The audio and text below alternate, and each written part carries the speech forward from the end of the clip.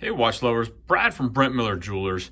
And today I have for us two blue dive watches. On my left here I have the Omega Seamaster 300M, and on my right I have the Unicorn. This is the Tudor Pelagos FXD. So do not see one of these very often, and I thought, well, before it goes out the door, it is accounted for, it is spoken for, but before it goes out the door, let's do a quick review or two comparing it to some different watches, and I'll try to get uploaded here in the coming weeks. So I thought this would be appropriate, just blue straps. I did put this one on the blue kind of rubber NATO compared to the other NATO. This is more like a blue rubber NATO, I guess.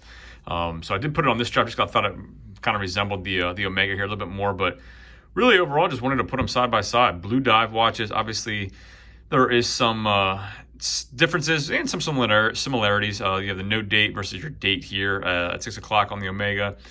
You do have ceramic bezels, however, you have a highly polished ceramic bezel on the Omega and a matte brushed bezel on your FXD. So markers are different, hands are different, obviously skeletonized hands, you know.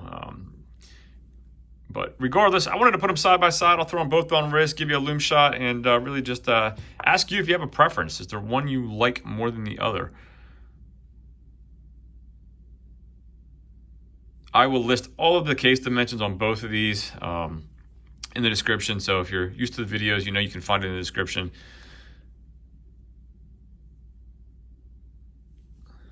Case backs. We do have a exhibition case back.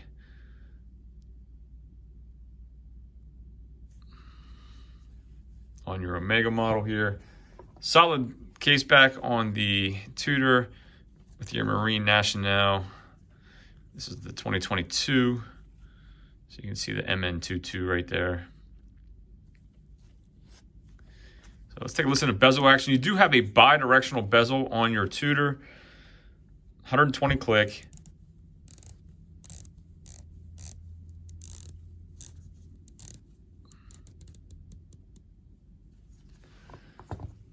And you have a scalloped bezel here, 120 click, unidirectional. And again, that scallop bezel does sometimes get a little tricky with gloves, so no issues without gloves.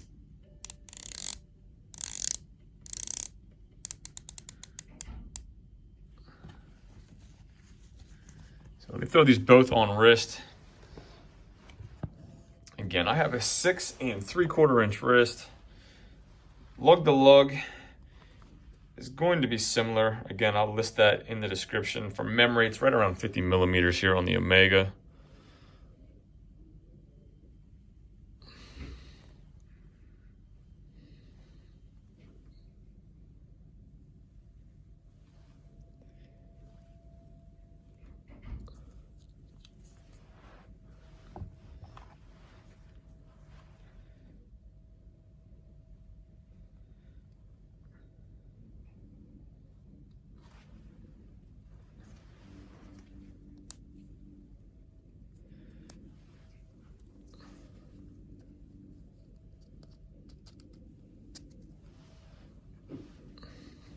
I do find that the FXD model here fits me better than the 42 millimeter non-FXD. So the black, the blue, or the LHD, it does fit just slightly better. You can see the fixed lugs are long. I mean, I'm pushing down on them here, but they you don't really see them because they're covered, obviously, with the NATO style strap. So I'd love to have a video, or I'd love to have access to show you the 39 and the 42 with this one. If any of them trickle through at the same time, I will certainly do a video on all of them at the same time. Let me show you a lume quick.